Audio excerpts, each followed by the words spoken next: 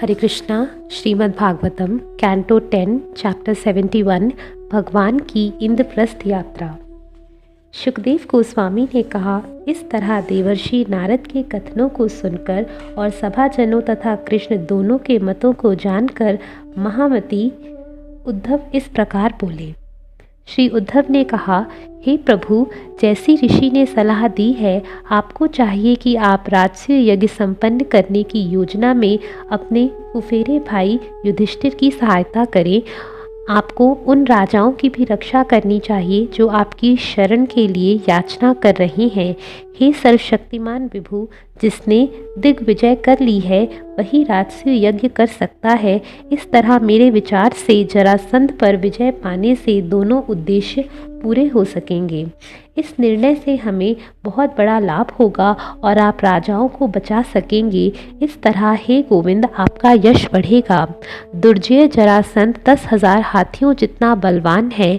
निसंदेह अन्य बलशाली योद्धा उसे पराजित नहीं कर सकते। केवल भीम ही बल में उसके समान है। उसे एकाकी रथों की प्रतियोगिता में हराया जा सकेगा, किंतु अपनी 100 अक्षौणी सेना के साथ होने पर वह नहीं हराया जा सकता।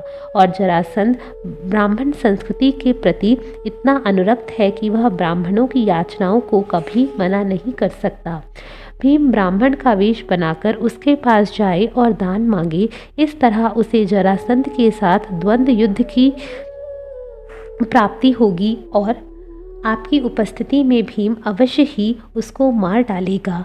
ब्रह्मांड के सृजन तथा संहार में ब्रह्मा तथा शिव भी आपके उपकरण की तरह कार्य करते हैं, जिन्हें अंततः आप काल के अपने अदृश्य रूप में संपन्न करते हैं।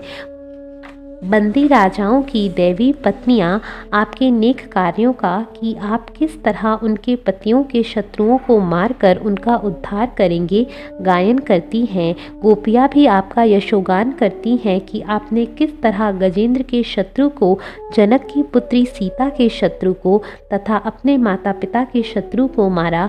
इसी तरह जिन मुनियों ने आपकी शरण ले रखी है वे हमारी ही तरह आपका यशोगान करते हैं। हे कृष्ण, जरासंध का वध निश्चित ही उसके विगत पापों का ही फल है। इससे प्रभूत लाभ होगा। निसंदेह इससे आपका मनवांछित यज्ञ संपन्न हो सकेगा। सुखदेव गोस्वामी ने कहा, हे राजन, देवर्षि नारद, वरिष्ठ यादव जन तथा कृष्ण सबों ने उद्धव के प्रस्ताव का स्वागत किया, क्योंकि जो सर्वथा शुभ तथा अच्युत था। देवकी पुत्र सर्वशक्तिमान भगवान ने अपने वरिष्ठ से विदा होने की अनुमति मांगी। तत्पश्चात उन्होंने दारुक, चैत्र इत्यादि सेवकों को प्रस्थान की तैयारी करने का आदेश दिया। हे शत्रुहंता, अपनी पत्नियों, पुत्रों तथा सामान को भेजे जाने की व्यवस्था कर देने के बाद और संकर्षण तथा राजा उग्रसेन से विदा लेने के बाद भगवान कृष्ण अपने रथ पर चढ़ गए, जिसे उनका सारथी ले आया था। इस पर गरुड़ चिन्हित पताका फहरा रही थी। ज्यों ही मृदंग, भेरी, दुगदुगी, शंख तथा गोमुख की ध्वनि तरंगों से सारी दिशाएं गूंजने लगीं, त्यों ही भगवान कृष्ण अपनी यात्रा के लिए चल पड़े। उनके साथ में रथों, हाथियों, पैदलों तथा घुड़सवारों के सेना दलों के मुख्य अधिकारी थे और चारों ओर से वे अपने भयानक निजी रक्षकों द्वारा घिरे थे। भगवान अच्युत की सती साध्वी पत्नियां अपनी संतानों सहित सोने की पालकियों में भगवान के पीछे पीछे चली, जिन्हें शक्तिशाली पुरुष उठाए ले जा रहे थे। रानियां सुंदर वस्त्रों, आभूषणों, सुगंधित तेलों तथा फूल की मालाओं से सजी थीं और चारों ओर से सैनिकों द्वारा घिरी थी, जो अपने हाथों में तलवार ढाल लिए थे। उनके चारों ओर खूब सजी धजी स्त्रियां, जो कि राजघराने की सेविकाएं तथा राज दरबारियों की पत्नियां थीं, चल रही थीं। वे पालकियों तथा ऊँटों, बैलों, भैंसों, गधों, खच्चरों, बैलगाड़ियों तथा हाथियों पर सवार थीं। उनके वाहन घास के तंबुओं, कंबलों, वस्त्रों तथा यात्रा की अन्य सामग्रियों से खचाखच भरे थे। भगवान की सेना राजसी छाते, चामर, पंखों तथा लहराती पताकाओं के विशाल ध्वज दंडों से युक्त थी। दिन के समय सूर्य की किरणों सैनिकों के उत्तम हथियारों, गहनों, किरीट तथा कवचों से परावर्तित होकर चमक रही थी। इस तरह जय जयकार तथा कोलाहल करती कृष्ण की सेना ऐसी लग रही थी मानो शुद्ध लहरों तथा तिमिंगल मछलियों से आलोड़ित समुद्र हो। यदुओं के प्रमुख श्री कृष्ण द्वारा सम्मानित होकर नारद मुनि ने भगवान को नमस्कार किया। भगवान कृष्ण से मिलकर नारद की सारी इंद्रियां तुष्ट हो चुकी थी। इस तरह भगवान के निर्णय को सुनकर तथा उनकी पूजा स्वीकार करके उन्हें अपने हृदय में दृढ़ता से धारण करके नारद आकाश से होकर चले गए। राजाओं द्वारा भेजे गए दूत को भगवान ने मीठे शब्दों में संबोधित किया। हे दूत, मैं तुम्हारे सौभाग्य की कामना करता हूँ। मैं मगध के राजा के वध की व्यवस्था करूँगा, डरना मत। इस प्रकार कहे जाने पर दूत चला गया और जाकर राजाओं से भगवान का संदेश सही सही सुना दिया।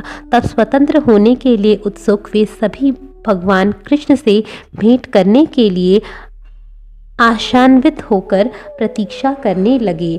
आनर्त, सौवीर, मरुदेश तथा विनशन प्रदेशों से होकर यात्रा करते हुए भगवान हरि ने नदियां पार की और वे पर्वतों, नगरों, ग्रामों, चारागाहों तथा खानों से होकर गुजरे। दिशदूती और सरस्वती नदियों को पार करने के पश्चात वे पांचाल तथा मत्स्य प्रदेशों में से गुजरते हुए अंत में इंद्रप्रस्थ पहुँचे।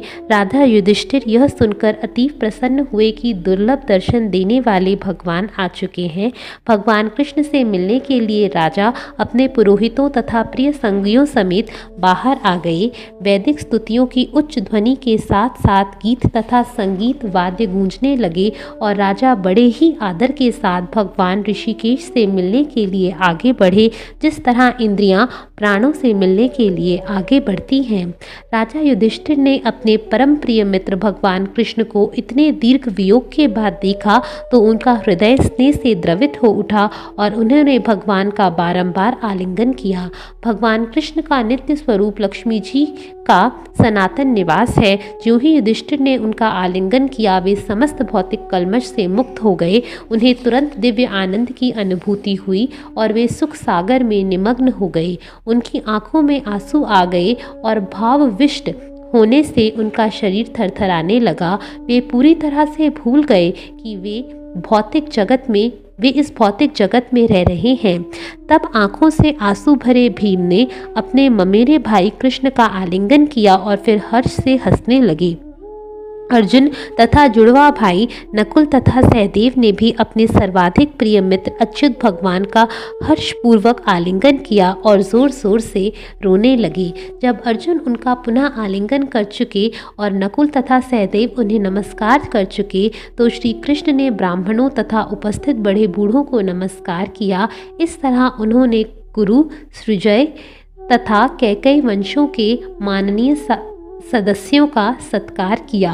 सूतों, मागधों, गंधर्वों, बंदीजनों, विदूषकों तथा ब्राह्मणों में से कुछ ने स्तुति करके, कुछ ने नाच गाकर कमल नेत्र भगवान का यशोगान किया। मृदंग, शंख, दुगदुगी, वीणा, पणव तथा गोमुख गूंजने लगे। इस तरह अपने शुभ चिंतक संबंधियों से घिरकर तथा चारों ओर से प्रशंसित होकर विख्यातों के शिरोमणि भगवान कृष्ण सजे सजाए नगर में प्रविष्ट हुए। इंद्रप्रस्थ की सड़कें हाथियों के मस्तक से निकले द्रव से सुगंधित किए जल से छिड़की गई थी। रंग बिरंगी झंडियां, सुनहरे द्वार तथा पूर्ण जल घटों से नगर की भव्यता बढ़ गई थी। पुरुष तथा तरुणियां उत्तम नए वस्त्रों से सुंदर ढंग से सजी थीं।